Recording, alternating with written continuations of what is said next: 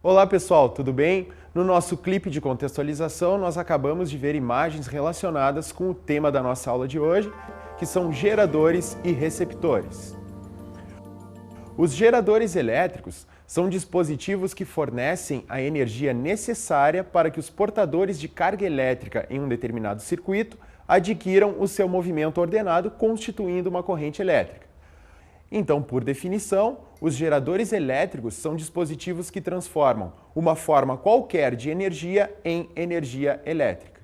Existem dois grupos gerais de geradores elétricos, que são os geradores químicos e os geradores mecânicos. Os geradores mecânicos são mais conhecidos como usinas. O que as usinas fazem, então? Elas convertem energia mecânica de turbinas em energia elétrica. A partir da forma como essas usinas obtêm a energia mecânica, para convertê-la em energia elétrica, elas podem ser classificadas de maneiras diferentes. Uma das usinas mais conhecidas que nós temos, uma das formas de produção de energia mais conhecidas nas usinas, são a partir das usinas hidrelétricas. As usinas hidrelétricas, o que elas fazem é converter energia potencial gravitacional em energia elétrica. Essa energia potencial gravitacional, ela é obtida a partir de quedas d'água. O que nós temos numa usina hidrelétrica é uma barragem que retém uma grande quantidade de água. A partir do escoamento dessa água, essa água então escoando, ela faz com que as turbinas dessa usina entrem em movimento. Então a energia mecânica de movimento dessas turbinas acaba produzindo a energia elétrica necessária. Então o que nós acabamos de ver foram algumas imagens de uma usina hidrelétrica em funcionamento. E agora, para entender um pouco melhor a respeito disso, nós vamos ver um texto sobre a usina hidrelétrica de Itaipu, que funciona no Rio Paraná, a maior usina hidrelétrica em funcionamento atualmente no planeta. A usina hidrelétrica de Itaipu, a maior em operação no mundo, é um empreendimento binacional desenvolvido pelo Brasil e pelo Paraguai no Rio Paraná. A potência instalada da usina é de 12.600 megawatts, com 18 unidades geradoras de 700 megawatts cada. A produção recorde de 2.093,4 bilhões de quilowatts-hora foi responsável pelo suprimento de 95% da energia elétrica consumida no Paraguai e 24% de toda a demanda do mercado brasileiro. Então, a partir dessas informações, vocês puderam ver o quão importante é a usina hidrelétrica de Itaipu para o Brasil e também para o Paraguai. Já uma usina termoelétrica, o que ela faz é converter energia térmica, ou seja, energia de queima de carvão, em energia mecânica de movimento das suas turbinas. O processo que acontece em uma usina termoelétrica é que a queima do carvão, a liberação dessa energia térmica, é utilizada para produzir então um aquecimento de uma certa quantidade de água. O aquecimento dessa água acaba liberando uma grande quantidade de vapor. Esse vapor ele é utilizado então para movimentar as turbinas, gerando a energia mecânica necessária para ser transformada em energia elétrica. O que nós temos nessa nossa imagem é a foto de uma usina termoelétrica em operação. Aquelas chaminés que estão expelindo aquele gás, aquele vapor nada mais é do que vapor de água. Então, isso que está sendo expelido por essa usina não é poluente, então não produz nenhum dano para o meio ambiente, aquilo é apenas vapor de água que está sendo liberado a partir daquele aquecimento que está gerando a movimentação das turbinas para produzir a energia elétrica. Um outro exemplo que nós temos também de usinas são as usinas eólicas. A usina eólica, o que ela faz é converter em energia elétrica a energia dos ventos. Então, nesse tipo de usina, o que nós temos é que as suas turbinas são movimentadas pela energia que é fornecida pelos ventos. Aí nós temos um exemplo, então, de várias estações de uma usina eólica, certo? Que funcionam, então, a partir dessa energia fornecida pelos ventos, fazendo com que aquelas turbinas entrem em movimento, então, produzindo a energia elétrica necessária. E, por último, então, nós veremos um exemplo de usina que são as usinas nucleares. O que as usinas nucleares fazem é converter energia nuclear obtida a partir de fissão nuclear de elementos radioativos em energia elétrica. O processo que ocorre em uma usina nuclear é que a energia liberada a partir de reações nucleares, conhecidas como fissão nuclear, Essa energia ela é utilizada também no aquecimento de certas quantidades de água. Essa água aquecida vai liberar também uma certa quantidade de vapor e esse vapor, da mesma forma, então, vai produzir o movimento necessário das turbinas dessa usina, gerando a energia elétrica. Existem discussões bastante importantes e relevantes envolvendo a viabilidade da produção de energia elétrica a partir de usinas nucleares. Existem muitos riscos envolvidos nesse tipo de produção de energia. Existem muitos gastos envolvidos também. Os combustíveis utilizados nesse tipo de usinas, eles são bastante caros e difíceis de produzir. E além do que, nesse tipo de produção de energia, você tem uma grande quantidade de lixo radioativo sendo produzido. A forma que esse lixo deve ser estocado, deve ser armazenado, é uma questão também que gera bastante discussão. Como vocês podem ver aqui na nossa imagem, nós temos uma usina nuclear, então, em operação. Aquele vapor que está sendo liberado pelas suas chaminés nada mais é do que vapor de água. Então não existe uma poluição associada diretamente com a produção de energia nuclear, apenas a questão do lixo radioativo sendo produzido. Uma questão também que gera bastante discussão dentro desse contexto da produção de energia nuclear é com relação aos acidentes que ocorrem em usinas como essas. Como, por exemplo, o acidente ocorrido na usina de Chernobyl, na Ucrânia, que a gente vai ver um pouco mais a respeito dele agora. O acidente da usina nuclear de Chernobyl, nordeste da Ucrânia, aconteceu em 1986 e gerou consequências irreparáveis, resultando, primeiramente, na retirada de aproximadamente 120 mil indivíduos de uma região correspondente a uma zona de 30 quilômetros ao redor da usina. Os impactos secundários do acidente radioativo incluíram evacuação desordenada da região, discriminação dos indivíduos, sendo disseminado o sentimento de medo, denominado de radiofobia, medo da radiação. Esse tipo de acidente é uma coisa bastante rara de acontecer. São poucos os casos de acidentes relacionados com usinas nucleares, mas em torno disso também, em torno desse acidente que aconteceu em Chernobyl, as normas de segurança em volta dessas usinas também tiveram um crescimento bastante considerável. Portanto, toda a questão de se construir uma usina como essa está envolvida dentro desse contexto da segurança. Por exemplo, no Brasil, nós temos as usinas de Angra dos Reis, que ficam localizadas no Rio de Janeiro. Essas usinas elas geram bastante discussão entre os ambientalistas, justamente devido a essas questões que envolvem, então, acidentes com usinas nucleares. Concluindo, então, nós temos que usinas geradoras produzem corrente elétrica alternada, como a corrente que nós temos nas nossas residências. Agora nós vamos ver, então, os geradores químicos de eletricidade. Mas o que fazem esses geradores químicos? Vamos dar uma olhada na definição. Geradores químicos, eles produzem cargas elétricas a partir de reações químicas, gerando diferença de potencial. Então, a partir de certas reações químicas, o que acontece, então, é a produção de cargas elétricas nesse gerador, o que vai produzir a diferença de potencial que vai colocar portadores livres de carga em movimento. Um exemplo muito comum que nós temos de geradores químicos de eletricidade são as pilhas secas. Vamos dar uma acompanhada como é que é o funcionamento, então. Então, aqui na nossa ilustração, o que nós temos é uma pilha seca dissecada nas suas partes componentes. Então, a gente pode observar aqui, por exemplo, que nós temos uma pasta, nós temos uma haste de grafite colocada no centro dessa pilha, que funciona como cátodo, ou seja, como seu terminal positivo. Nós temos também zinco, que funciona como terminal negativo, ou seja, o ânodo. E separando essas duas partes, nós temos um separador de papel que funciona justamente para isolar uma parte da outra.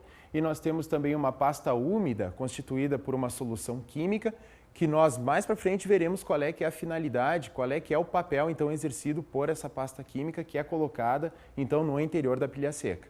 Um outro exemplo muito comum que nós temos de geradores químicos de eletricidade são as baterias, que nada mais são do que conjuntos de pilhas. Então, aqui o que nós temos na nossa sequência é uma bateria alcalina de 9 volts, ou seja, uma pilha seca, também dissecada. Aqui nós temos algumas partes, então, da nossa bateria sendo representadas, por exemplo, seu terminal positivo e seu terminal negativo.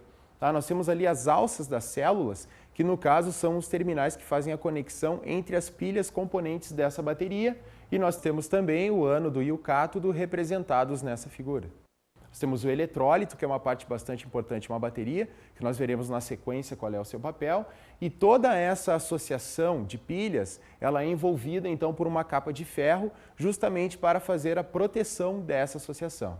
Uma característica muito importante que nós temos nos geradores químicos de eletricidade é que eles produzem uma corrente elétrica contínua. Devido a esse fato, nós daremos maior importância então ao estudo dos geradores químicos em comparação com os geradores mecânicos, ou seja, as usinas que produzem corrente elétrica alternada. Agora nós vamos ver de maneira mais detalhada o funcionamento dos geradores químicos de FEM. O que nós vamos acompanhar agora, então, é o funcionamento de um gerador de força eletromotriz. Essas duas placas de metais diferentes são os eletrólitos do nosso gerador e a nossa solução é a solução eletrolítica. Para que nós tenhamos, então, o funcionamento de um gerador como esse, nós precisamos de dois metais diferentes colocados em uma solução química, de tal forma que esses metais eles se dissociam em íons quando colocados nessa solução. Então, nós temos que o cobre e o zinco, quando colocados em uma solução de água com ácido sulfúrico, por exemplo, acontece que esses dois metais se dissociam de maneira diferente quando são colocados nessa solução. Nós temos que a nossa placa de zinco, ela libera uma maior quantidade de íons positivos nessa solução, ou seja, libera uma maior quantidade de cátions. Pelo fato de liberar uma maior quantidade de carga positiva, nós temos que a nossa placa de zinco, então, ela fica com uma carga negativa maior do que a placa de cobre. Então, pelo fato de ter uma maior quantidade de carga negativa, nós temos que a nossa placa de zinco, então, se comporta como o terminal negativo do nosso gerador. A placa de cobre, que apresenta uma quantidade menor de cargas negativas, então vai acabar exercendo o papel de polo positivo do nosso gerador. Então nós teremos uma diferença de potencial entre as nossas duas placas metálicas. Se nós ligarmos essas duas placas através de um fio condutor, ocorrerá então o movimento de portadores livres de carga de uma placa para outra devido a essa diferença de potencial. No caso, como a placa de zinco apresenta uma maior quantidade de elétrons, então fluirão elétrons da placa de zinco para a placa de cobre, estabelecendo então uma corrente elétrica bastante duradoura. Então aí nós temos um exemplo de um gerador de força eletromotriz. Professor, e o que é essa tal pilha de limões que eu já ouvi falar, mas nunca vi? Existe mesmo? Existe sim. E agora nós vamos ver um texto falando um pouco a respeito do funcionamento desse tipo de pilha. A corrente elétrica surge a partir dos potenciais elétricos de dois metais que são cravados no limão, na laranja e na batata. O caráter ácido do limão, laranja, e o caráter básico da batata ajudam na condução da eletricidade. Dois pedaços de metal são usados. O melhor resultado surge da combinação de zinco e cobre. Alguns tipos de pregos contêm zinco e o cobre pode ser encontrado na forma de fios e mesmo na composição de algumas moedas. Após fincá-los no limão, ou laranja ou batata, e uni-los por fios, pode-se ligá-los a um pequeno aparelho elétrico. O melhor resultado se dá usando um destes relógios eletrônicos. Tira-se a pilha deste e faz-se a ligação dos fios positivo e negativo nos pequenos terminais do relógio. A corrente produzida é suficiente para acendê-lo, ainda que por alguns minutos.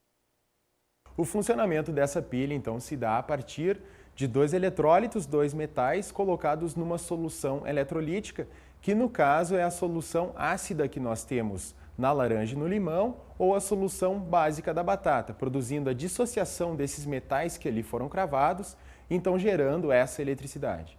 Agora a gente vai dar uma olhada no histórico dos geradores químicos de força eletromotriz. Houve uma série de experiências que levaram à construção desses geradores químicos de força eletromotriz. Nós temos aqui a retratação de uma experiência realizada por um físico italiano, Luigi Galvani, que mostrou alguns fenômenos associados com a eletricidade. O que ele fez nessa experiência foi pegar uma rã dissecada, que já se encontrava morta, apenas as pernas dessa rã, e aplicava eletricidade nas pernas dessa rã, verificando que essas pernas se contraíam. Essa eletricidade ele obtinha a partir de geradores eletrostáticos de eletricidade, como por exemplo por atrito. Então ele eletrizava por atrito um bastão, por exemplo, e tocava esse bastão nas pernas dessa rã dissecada. Ao descarregar essa eletricidade nas pernas desse animal, ele verificava que elas se contraíam. Anos mais tarde, ele acabou verificando que, na verdade, não era necessária a introdução dessa eletricidade nas pernas da rã para que elas se contraíssem. Bastava que ele pegasse essas pernas dessa rã dissecada, colocasse-as em contato com uma placa de metal para que essas pernas realizassem essa contração. Ele chegou à conclusão de que existia uma certa eletricidade animal associada com esse fenômeno. Anos mais tarde, alguns outros físicos continuaram realizando estudos em cima desse experimento e chegaram à conclusão de que não é devido a essa eletricidade animal. Por exemplo, o físico também italiano Alessandro Volta chegou à conclusão de que, na verdade, esse fenômeno se dava devido ao contato da umidade das pernas dessa rã dissecada com aquele metal. Essa umidade, então, acabava produzindo aquele fenômeno, gerando eletricidade que fazia com que essas pernas, então, se contraíssem. A partir dessa conclusão de que a necessidade de haver uma umidade entre placas metálicas, então, vai acabar produzindo, então, essa eletricidade, o Volta construiu a primeira pilha, chamada pilha de Volta, na qual ele colocou associações de metais, discos metálicos de metais diferentes, colocados então entre eles alguns discos de papelão, por exemplo, embebidos em solução química para dar a umidade necessária, então gerando essa eletricidade. Agora nós vamos finalmente definir o conceito de força eletromotriz. O conceito de força eletromotriz, ele está relacionado com o trabalho que o gerador é capaz de realizar sobre os portadores de carga que estão em movimento em uma corrente elétrica. O que nós temos é que esse gerador ele fornece energia para os portadores de carga, portanto, realiza trabalho sobre eles. Se nós quisermos definir, então, matematicamente a nossa força eletromotriz, ela será, então, dada pela relação entre o trabalho realizado sobre os portadores de carga, medido em joules, pela quantidade, pela unidade de carga elétrica, então, que está sendo transportada nesse circuito, que, no caso, é dada em coulombs. Então, nós ficamos, na sequência, com uma equação que nos dá, então, a relação entre trabalho e quantidade de carga, sendo igual à força eletromotriz. Na verdade, a gente pode ver a partir dessa definição que força eletromotriz nada mais é do que uma diferença de potencial elétrico. Se você tem uma diferença de potencial elétrico entre dois pontos, é capaz, então, que esse campo elétrico realize trabalho sobre os portadores de carga. A relação entre o trabalho realizado e a quantidade de carga transportada é, então, igual à força eletromotriz, que, a partir da sua definição, ela tem uma unidade de medida, então, que é igual à relação entre unidade de medida de trabalho, que é o joule, pela unidade de medida de carga, que é coulomb, resultando, então, na unidade de medida de diferença de potencial que nós já conhecemos, que é o volt. A partir dessa definição, nós temos a equação do gerador. E para a gente, então, estudar a equação do gerador, a gente vai partir, então, de um exemplo que nós temos aqui. Bom, nessa nossa figura, nós temos representado, então, a representação gráfica de um gerador em um circuito que é dado por dois traços, nesse caso, verticais. Esses dois traços, eles representam os terminais do gerador. O traço maior representa o terminal de maior potencial, ou seja, o terminal positivo, e o traço menor representa o terminal de menor potencial, ou seja, o potencial negativo. Nós temos também que um gerador real, um gerador que nós encontramos no dia a dia, esse tipo de dispositivo apresenta uma resistência elétrica interna, ou seja, os portadores de carga eles encontram uma dificuldade ao atravessarem esse gerador. Então nós temos que entre os extremos do nosso gerador nós podemos escrever então uma equação que vai nos dar a diferença de potencial U entre os seus extremos.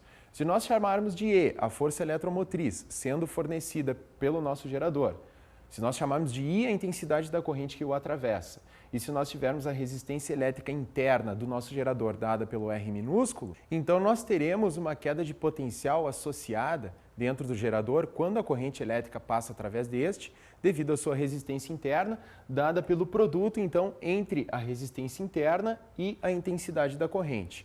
Nós teremos, então, que a diferença de potencial será dada pela subtração entre a força eletromotriz fornecida pela bateria e a queda de potencial associada à sua resistência interna, R vezes I. Então, para compreendermos a nossa equação do gerador obtida anteriormente, vamos resolver, então, um exercício. Uma pilha tem força eletromotriz de 1,5 volts e resistência interna de 1 ohm. Qual a diferença de potencial nos seus terminais quando ela é percorrida por uma corrente elétrica de intensidade igual a 1 ampere? Então, o que nós devemos fazer para resolver esse exercício é simplesmente aplicar os valores que foram dados no enunciado do exercício na nossa equação do gerador. Então, nós teremos que a diferença de potencial será igual à força eletromotriz da bateria, que é 1,5 volts, menos o produto da resistência interna vezes a intensidade da corrente, ou seja, 1 ohm vezes 1 ampere. Então, nós teremos que a diferença de potencial efetiva entre os terminais do nosso gerador é de 0,5 volts. Compreenderam, então, o exercício? Então, a partir desse conceito agora, nós vamos ver, então, como é que se determina a potência de um gerador. Então, para nós determinarmos a potência de um gerador, lembrando que potência elétrica é sempre dada pelo produto de diferença de potencial vezes corrente, então a gente simplesmente multiplica os dois lados da equação do gerador pela intensidade de corrente. Então, resolvendo essa equação, nós teremos então o produto da intensidade de corrente vezes a tensão, U vezes I, sendo igual a força eletromotriz vezes corrente, menos a resistência interna da bateria vezes a intensidade da corrente elétrica que a percorre, elevado ao quadrado. Então, nós podemos pegar essa última equação e separá-la em partes diferentes, considerando diferentes potências associadas ao funcionamento do gerador. Então, o que nós temos na sequência é que, se nós multiplicarmos a força eletromotriz da bateria pela intensidade da corrente que a percorre, nós teremos a potência total do gerador. Ainda na sequência, nós teremos também, se nós multiplicarmos então a diferença de potencial entre os seus extremos pela intensidade da corrente, essa será a potência útil do gerador, ou seja, a potência que realmente está sendo aproveitada quando o gerador é percorrido por uma corrente elétrica. E, finalmente, quando nós tivermos então o produto dado pela resistência interna vezes a intensidade de corrente elevada ao quadrado, nós temos a potência dissipada, certo? A potência dissipada pelo nosso gerador é uma potência que é desperdiçada quando a corrente elétrica passa através da sua resistência interna. Então, o que nós teremos, no geral, então, para a potência, né, nós temos, então, que a equação do gerador ela pode ser escrita em termos dessas potências. A potência útil do gerador é igual à sua potência total menos a potência dissipada. Sempre que você tiver um gerador, então, sendo percorrido por uma certa corrente elétrica, ele dissipa uma certa quantidade de potência devido à sua resistência elétrica interna. Dando continuidade, então, nós veremos o rendimento de um gerador. O conceito de rendimento de um gerador está associado com os conceitos vistos anteriormente de potências dissipadas e potências produzidas por um gerador quando em funcionamento. Então, nós temos aí que, por definição, o conceito de rendimento é dado pela relação entre a potência útil de um gerador dividido pela sua potência total produzida. Aquela letra que representa o rendimento é uma letra grega chamada eta. Então, nós teremos que, a partir dessa relação entre a potência útil e a potência total, nós chegamos que o rendimento de um gerador é dado pela relação entre a diferença de potencial total entre os seus extremos e a força eletromotriz que esse gerador apresenta. Então, nós temos que o rendimento de um gerador nunca vai ser igual a 100%, porque ele sempre vai dissipar uma certa quantidade de potência na forma de calor, por exemplo, que não poderá ser aproveitada. Sempre que nós tivermos, então, um gerador real, a sua diferença de potencial entre os extremos será menor do que a força eletromotriz que ele apresenta, portanto, essa relação sempre será menor do que 1, ou seja, o rendimento sempre será menor do que 100%. Agora nós veremos, finalmente, o conceito de receptores elétricos. Os receptores elétricos, eles são dispositivos que convertem energia elétrica em outro tipo qualquer de energia que não o calor. Então, nós vimos anteriormente que nós temos os geradores elétricos, que são dispositivos que convertem qualquer outro tipo de energia em energia elétrica. Já os receptores elétricos, o que eles fazem é justamente o contrário. Eles convertem a energia elétrica em algum outro tipo de energia que não seja o calor. Exemplos de dispositivos como esses são os motores, por exemplo. O que os motores fazem é absorver energia elétrica fornecida, por exemplo, por uma bateria e transformá-la em energia mecânica, realizando o trabalho. Associado aos receptores elétricos, nós temos o conceito de força contra-eletromotriz. O conceito de força contra-eletromotriz é bastante parecido com o conceito de força eletromotriz. Só que agora nós temos uma diferença bastante crucial na comparação entre esses dois conceitos. Quando nós tínhamos, então, o conceito de força eletromotriz associado aos geradores, nós falávamos do trabalho realizado sobre os portadores de carga pelo gerador no momento que esses portadores passam através do gerador. Já quando nós estivermos falando de receptores elétricos, nós teremos um trabalho realizado pelos portadores de carga sobre o dispositivo. Então essa é a diferença básica que existe entre os conceitos de força eletromotriz e força contra-eletromotriz. A força contra-eletromotriz está relacionada com o trabalho que os portadores de carga realizam sobre o dispositivo. Então, se nós formos definir então o nosso conceito de força contra-eletromotriz, nós teremos então o trabalho, que será um trabalho W', que é o trabalho realizado pelos portadores de carga sobre o dispositivo, por unidade de carga elétrica, que no caso é representado pela letra Q, que é uma coisa que expressa, uma grandeza expressa em coulombs, unidade de medida de carga elétrica. Então nós teremos que a força contra-eletromotriz, E' será dada então pela relação entre o trabalho W' realizado pelos portadores de carga sobre o dispositivo, dividido então pela quantidade de carga que foi transportada. Então nós temos que a unidade de medida de força contra-eletromotriz, o E', é dada pela relação entre Joule e Coulomb, que é igual a volt. Nós podemos perceber a partir disso que a unidade de medida de força contra-eletromotriz é exatamente igual à unidade de medida de força eletromotriz. A única diferença que existe entre os conceitos é trabalho realizado pelos portadores de carga sobre o dispositivo, no caso dos receptores elétricos. Ei, professor, existe alguma equação do receptor, assim como a gente viu do gerador? Sim, existe. E é justamente o que nós vamos ver agora, a equação do receptor. Para construirmos então a equação do nosso receptor, nós vamos então acompanhar a montagem, a representação gráfica então de um receptor em funcionamento. Então o que nós temos aqui é a representação de um receptor em série com a sua resistência elétrica interna. Se vocês notarem a representação gráfica do receptor, ela é muito parecida com a representação do gerador. É dada a partir também de dois traços, um maior e outro menor, representando o maior e o menor potencial elétrico.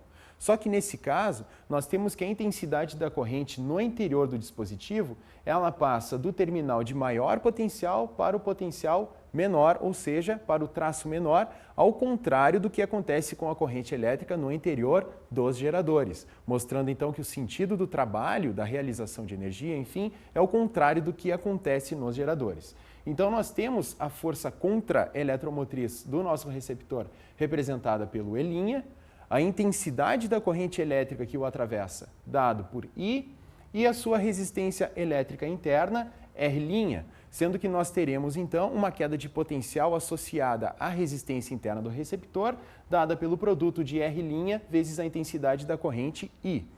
A diferença de potencial U' entre os terminais do nosso receptor, ela é igual ao negativo da diferença de potencial entre os terminais de um gerador equivalente. Então é o que nós temos representado aqui, então nós temos U' igual a menos U. E a partir então dessa montagem, nós vamos construir então a equação do nosso receptor, U', que é igual E' mais R' vezes I, onde o I é a intensidade da corrente que percorre então o nosso receptor. Então, a partir da nossa equação do receptor, nós podemos então estudar a potência de um receptor, que é o que nós veremos agora. A partir da equação do receptor, nós teremos então diferentes potências para o nosso receptor, da mesma forma que nós fizemos para o gerador. Se nós lembrarmos, nós pegamos a equação do gerador e multiplicamos os seus dois lados pela intensidade da corrente que o percorre, obtendo assim uma equação para as potências. Então nós faremos a mesma coisa para a equação do receptor, multiplicaremos os dois lados da equação pela intensidade da corrente e teremos então as potências que são envolvidas no funcionamento então de um receptor quando estiver ligado. Quando nós tivermos o produto U' vezes I, nós teremos a potência total fornecida ao receptor, representada por PF. Quando nós tivermos a força contra-eletromotriz E' multiplicada pela intensidade da corrente, nós teremos a potência útil do receptor, PU. E, finalmente, quando nós tivermos a resistência interna R' multiplicada pela intensidade da corrente elevada ao quadrado, nós teremos a potência dissipada pelo receptor, representada por PD. A partir desses conceitos de potência fornecida, potência útil e potência dissipada no receptor, nós definimos também o rendimento do receptor. O rendimento de um receptor, então, é dado pela relação entre a sua potência útil e a potência que lhe foi fornecida. A partir dessa relação, nós chegamos que o rendimento, então, de um receptor é dado pela relação entre a sua força contra-eletromotriz E' e a diferença de potencial U' estabelecida entre seus terminais. Da mesma forma que, para um gerador, nós não podemos ter um receptor com 100% de rendimento, porque sempre existe uma certa potência desperdiçada associada ao seu funcionamento devido à sua resistência elétrica interna. Encerramos agora a nossa aula e vamos às nossas dicas de estudo.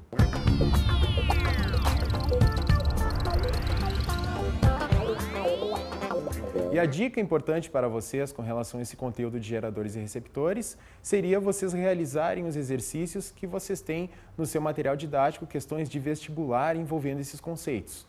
É bastante importante a gente diferenciar os conceitos de geradores e receptores, até nas associações em que eles acabam aparecendo nos diversos exercícios de vestibular e de livros didáticos em geral que nós temos aí.